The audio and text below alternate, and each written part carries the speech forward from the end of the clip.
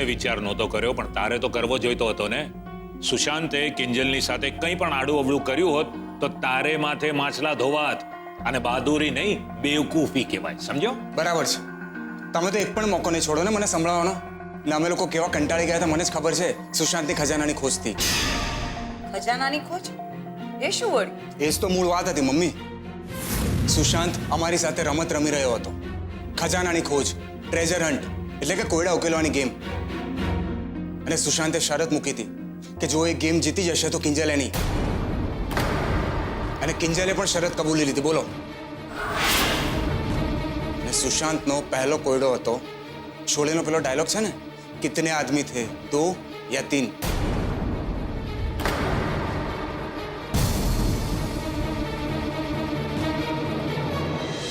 તો એમાં 2 या 3 નો મતલબ હતો 23 નંબરની બસ જે ઇન્કમ ટેક્સ પહોંચાડે. અને પછી અમે ઇન્કમ ટેક્સ પહોંચી ગયા. શું સેજલ દીદી સબ બોરિંગ સંભળાવી રહ્યા છો? જરા એક્શન ડ્રામા ડિશિમ સાથે સંભળાવો ને. કે આપણી તાપી નગરની રાણી ઝાંસીની રાણીમાં કઈ રીતે બદલાઈ ગઈ. સારું, ચાલ સંભળાવું છું. જો એમાં થયું એવું કે પહેલો કોયડો ઉકેલીને અમે લોકો ઇન્કમ ટેક્સ તો પહોંચી ગયા. અમને એમ કે ત્યાં જઈશું એટલે બીજો કોયડો મળી જ જશે. એટલું સહેલું નહોતું. અને પછી સુશાંતના મગજથી વિચારીશું ને તો નક્કી ક્લુ આવીને આપણા હાથમાં પડશે. મેડમ, આ તમારા માટે. એમ તો કોયડાના બીજા કાગળમાં શું હતું?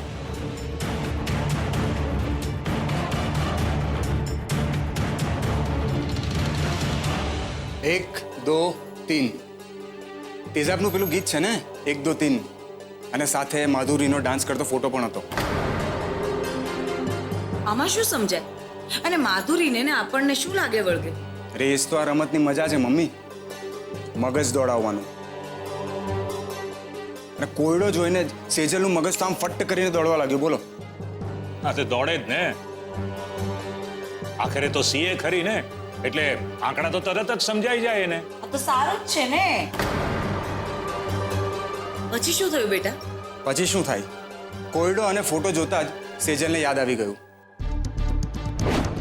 તને યાદ છે કિંજલ, થોડા દિવસો પહેલા છાપામાં એક એડ આવી હતી. નવી ડાન્સ એકેડમી શરૂ થઈ રહી છે. માધુરી દીક્ષિત જેવો જ ડાન્સ શીખો, માધુરી પાસેથી જ. અને એમાં પણ આ જ ફોટો હતો. પછી પછી શું? અમે ટ્રાફિક બાફિક બધું ભૂલીને કાર લઈને પહોંચી ગયા માધુરી ડાન્સ ક્લાસ. અને પછી માધુરી દીક્ષિત ડાન્સ ક્લાસ પર પહોંચ્યા. ત્યાં જઈને જોયું તો ત્યાં તાળું. અમે સમજી ગયા કે અમે મોડા પડ્યા છીએ. પણ એટલામાં જ એક વોચમેન અમારી સામે આવ્યો અને એણે અમને કહ્યું, એક મિનિટ.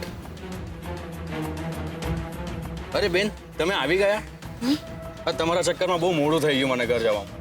હાલ્યો તમારું કાગળિયું. અને રૂપેશે તો સીધો એનો કોલર જ પકડી લીધો. એ બિચારો ગરીબ માણસ શું કરતો? એને થોડી ખબર હતી કે સુશાંત કેવો હતો. પછી એની પાસેથી અમે ક્લુ લઈ લીધો આગળનો, અને પછી એ ચિઠ્ઠીમાં ડોન ફિલ્મનો ડાયલોગ લખેલો હતો. કયો ડાયલોગ? પેલો ને કે डॉन की तलाश तो 11 मुल्क की पुलिस कर रही है. હા. એમ આ 11 મુલ્કોની પોલીસ વાળા ડાયલોગ પછી આગળ શું? 11 મુલ્ક એટલે કે 11 કિલોમીટર દૂર આવેલું એરપોર્ટ. ઓહ.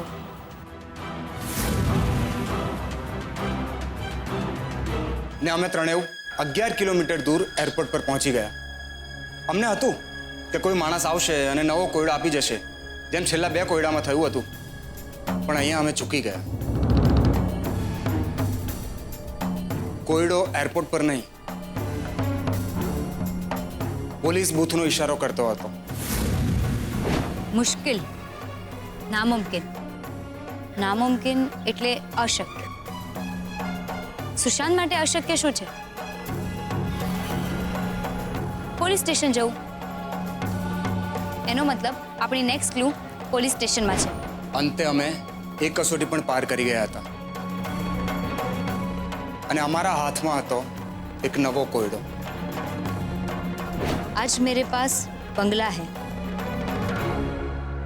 गाड़ी है, बैंक बैलेंस है. तुम्हारे पास क्या है?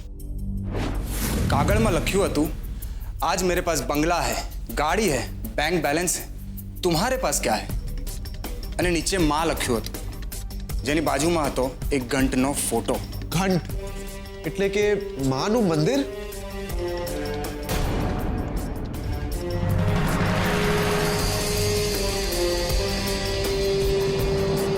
અમે માતાજીના મંદિરે જવા માટે નીકળ્યા અને એટલામાં અમારી ગાડીનું પેટ્રોલ પણ પતવા આવ્યું. ને મંદિરનો રસ્તો એટલો સાંકડો હતો કે અમારે ચાલતા જ જવું પડે એમ હતું. ને એટલે અમે ડ્રાઈવરને એમ કહ્યું કે તું પેટ્રોલ પુરાવીને આવ, અને અમે લોકો ચાલતા થયા. પછી અચાનકથી એક માણસ અમારી સામે આવી ગયો અમને એડ્રેસ પૂછવા માટે. અમને તો એમ કે સુશાંત હશે, પણ સુશાંત નહોતો. ને અચાનક જ અમે વધુ કંઈ સમજીએ એ પહેલા તો એક ગાડી આવી ગઈ. ગાડીમાંથી એક માણસ આવ્યો. એણે મારા મોઢા પર કાળું કપડું ઢાંક્યું અને મને કિડનેપ કરીને લઈ ગયા. અમે લોકોએ બૂમા બૂમ કરી મૂકી. રૂપેશ તો ગાડીની પાછળ પણ ભાગ્યો. એ દરમિયાન પેલો જે એડ્રેસ પૂછવા વાળો માણસ હતો ને એ ભાગી ગયો. તો ભાગી જ જાય ને. મને તો એક વાત નથી સમજાતી કે તમે લોકો આવી મૂર્ખામી કરી જ કઈ રીતે શકો. પછી કિંજલે કઈ કહ્યું ત્યાં શું થયું અને સુશાંતે એની સાથે કેવું વર્તન કર્યું? ના, કિંજલ થોડી અપસેટ હતી અને જેવો હું ત્યાં પહોંચ્યો તો મેં જોયું કે કિંજલનો હાથ લોહીથી ખરડાયેલો હતો ને કિંજલને બચાવવા જતા પપ્પાજીના પગમાં પણ ફ્રેક્ચર આવી ગયું. એટલે મને લાગ્યું કે આ યોગ્ય સમય નથી આ બધું પૂછવાનો. એમ તને શું લાગે છે તે કિંજલને પૂછ્યું હોત તો કિંજલે નખશીક વર્ણન કર્યું હોત શું બન્યું હતું એનું? લખીને આપું છું રૂપેશ, એ દિવસે રૂમમાં સુશાંત અને કિંજલ વચ્ચે શું બન્યું એ કિંજલ ક્યારે નહીં જણાવે. એવું નથી પપ્પા, એટલે કિંજલ શું કામ છુપાવે? એ કહેશે જેમ ધીરે ધીરે આ ઘટનાના આઘાતમાંથી એ બહાર આવશે ને એ બધું કહેશે મને. પણ અત્યારે તો એણે મને એટલું જ કહ્યું કે ત્યાં રૂમમાં ઉત્કર્ષનું લાઈફ સાઇઝ કટઆઉટ હતું.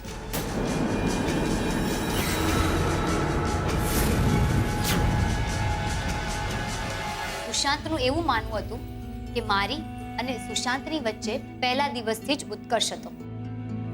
એટલે એણે ઉત્કર્ષનું લાઈફ સાઇઝ કટઆઉટ ત્યાં રાખ્યું હતું. એ બધું જવા દે ને કિંજલ. તું મને એમ કે તું કિડનેપ થઈ પછી શું થયું? તું બચી કઈ રીતે? તારા હાથમાં કઈ રીતે વાગ્યું? પપ્પા ત્યાં કઈ રીતે પહોંચ્યા? મારે એ બધું જાણવું છે. પછી શું થયું? કહીશ બધું જ કહીશ. એક વખત ઇન્સ્પેક્ટર રાણાને આવી જવા દે. મારે એમને બધી જ માહિતી અને મારું સ્ટેટમેન્ટ આપવાના જ છે ને, તો એમની સાથે જ બધું કહી દઈશ. સારું. એ લાગે છે ઇન્સ્પેક્ટર રાણા આવી ગયા. દરવાજો ખોલ્યો. અરે હાય હાય રે, ક્યાં છે મારી કિંજલડી, મારું પારેવડું? અરે રે રે રે, લૂંટાઈ ગઈ મારી છોડી બિચારી. શિયાળ લૂંટી લીધું, ઓલા લુચ્ચા શિયાળે.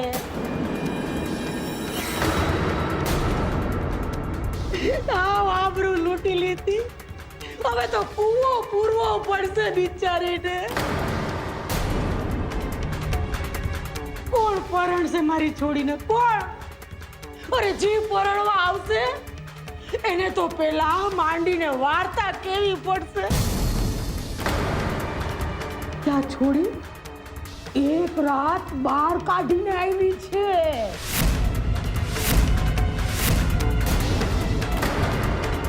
બસ કરો બાપ. દાજા પર ડામ દેવાનો તમારો સ્વભાવ છે ને, સુધારો જરા એને.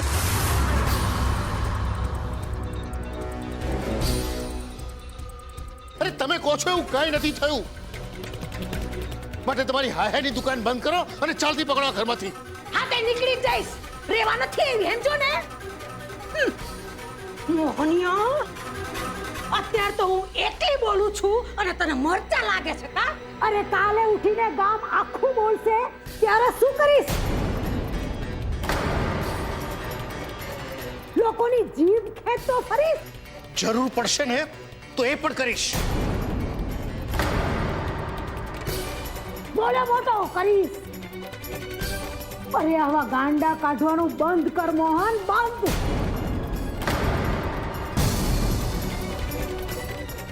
અરે રે એ ડોબી લાવ ગણો આમાં ગંગાજળ નાખેલું પાણી છે બે હાર તારી છોડીને અહીંયા વચ્ચોવચ એટલે ગળો ઠલું શુદ્ધિકરણ તો કરવું પડશે ને બસ બા બસ તમારા આવા ધતિંગ બંધ કરો તમે. તમે કહો છો એવું કઈ નથી થયું. ધતિંગ તને આ ધતિંગ લાગે છે મોહનિયા હાય હાય હારું તારી માં છું ને એટલે તારી વાત માની લઉં છું કે તારી કિંજલડી અખંડની અખંડ છે બસ તું અખંડની અખંડ છો હા તને પૂછી રહી છું છોડી હાથ તો લગાડ્યો જ હશે ને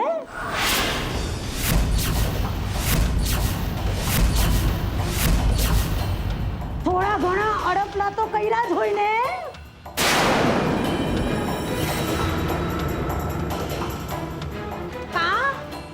કાંઈ બોલવા જેવું નથી અરે ફાટ ને મોઢામાંથી કે ખાલી હોઠ લગણ જ પડ્યો તો કે પછી ફંકી પત્તાવી માર્યું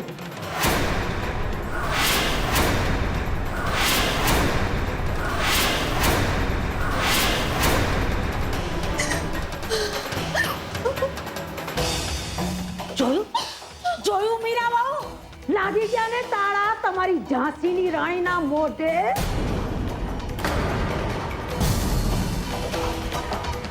અરે પારકો ભાઈડો અડે ને તોય આ ભડછેટ કહેવાય એને દૂર તો કરવી પડે કે નહીં એટલે એ ડોબી સરો ચાર ચોપડી આમ આવને અહીંયા પકડીને બે હારોલી અભડાયેલી ને ઘરની વચોવચ પાટલા ઉપર અને મીરાબો પાટલો લઈ આવો જઈને ધૂપ દીવા અગરબત્તી પ્રગટાવો અરે આનું શુદ્ધિકરણ નહીં થાય ને તો કાલે ઉઠીને ઘર કૂડ હંધું અભડાઈ જાહે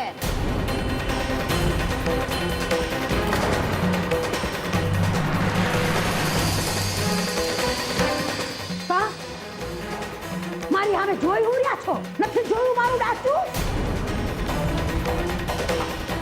એલી એક કામ કર તું ત્યાં જ ખોડાઈ રે એ હું જ કરી લઉં છું હલે ઊભી થા ખબરદાર બાપ. કિંજલના પપ્પા આ શું કરો છો તમે અરે કઈ થવાનું નથી મને છોડ કહું છું. બા આવા ત્રાગા કરવાનું બંધ કરી દો તમે. ઉઠાવો તમારો ઘણો ને પકડો ઘરની વાત. મારી દીકરી ઉપર મને રતિ ભાર પણ શંકા નથી. એ કોઈ શુદ્ધિકરણની પરીક્ષા નહીં આપે. વાહ બોલ્યો મોટો અગ્નિ પરીક્ષા નહીં થાય અરે અક્કલ મઠો તે કેવો અક્કલ મઠો મારા પેટે અવતર્યો છે માડી અલ્યા મૂર્ખા મર્યાદા પુરુષોત્તમ રામ ભગવાન અરે જ્યારે સત્તા પારખા હાલતા હતા ને ત્યારે એ મોઢે આંગળી મૂકીને બેહી રહ્યા હતા અને તું દોડાયો તલવાર લઈને મેદાનમાં આડો ફાઈટો છું અરે મોહનિયા દીકરીના બાપને આવા તાવને તેવર નો સોંપે એકવાર દીકરી હાથમાંથી વેતી થઈ ને પછી જાયલી નો જલાય તોય હું એને જાળવીને રહીશ બા. વાહ વાહ વાહ કોઈલો મોટો જાળવી લઈશ અરે પોતાનું સપનું પૂરું કરવા હાટું ખુદની જણીને ધંધે લગાડતો ફરસ અને મને કે કે હું જાળવી લઈશ?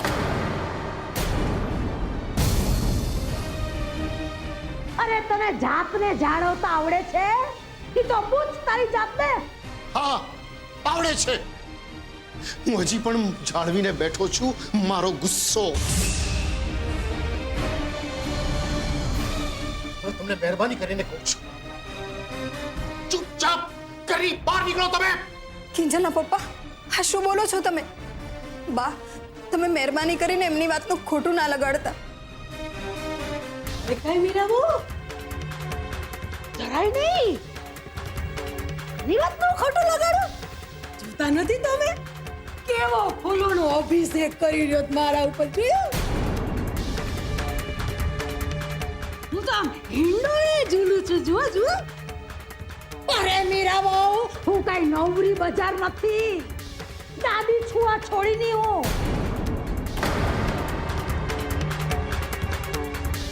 એની હારે જીત્યું ને એનું મને દુઃખ થયું એટલે ખરખરો કરવા આવી પોઈકી હું. બાકી આ મોહનિયાએ એના ઘરમાંથી મને જે રીતે તગેડી મેલી હતી ને એ હું ભૂલી નથી.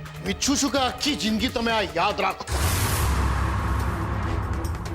હા, તમારો આજે પારકી પંચાયત કરવા વાળો સ્વભાવ છે ને એ છોડો.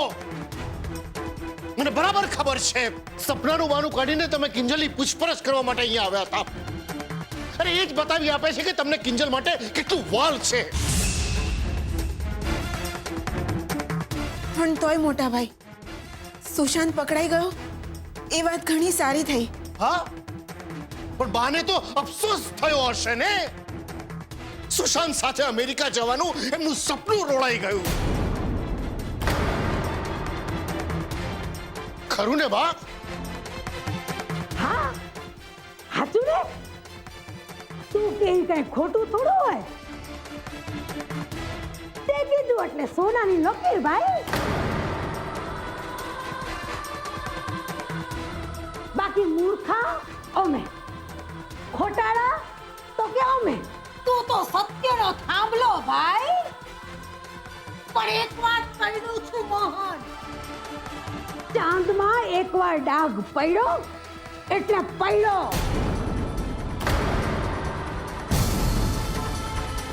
પછી એને દૂધે નવડાવ કે પછી ગંગા જળ છાંટ, ઈ જતો નથી. બાકી દુનિયા આંધળી નથી. હલે સરોજ, આ તો પેટમાં બળતું હતું ને એટલે આ ગુડાણી હતી. બાકી મારે હું? અરે મારે તો હું ભલી અને મારી માવડી ભલી. ભોગો હવ ના કર્યા હવ. મેં અંધાઈની ગધેડી ઓછી જાયલી છે. હા.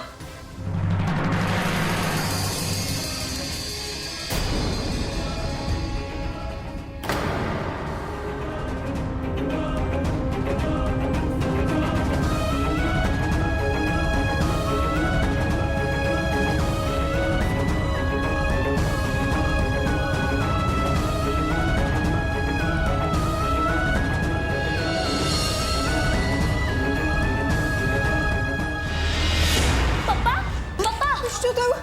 કિંજલના પપ્પા, પપ્પા,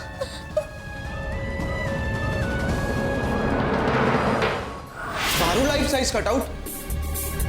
અરે મને તો એ નથી સમજાતું કે આ સુશાંત જ્યારે હોય ત્યારે મારો ફોટો, મારું માસ્ક લઈને કિંજલની સામે કેમ આવી જાય છે? કદાચ એને એમ લાગતું હોય કે કિંજલે તારા કારણે એનો સ્વીકાર ન કર્યો. પણ આ બધું તો ખોટું છે ને આંટી. ભાઈ પણ સુશાંતને સાચા ખોટાની ખબર પડતી હોત તો આ બધું કરત જ નહીં ને. અચ્છા, એટલે તમે બંને સાચું ખોટું શું છે એ સમજવા માંડ્યા છો એમ? એટલા મોટા થઈ ગયા છો તમે લોકો?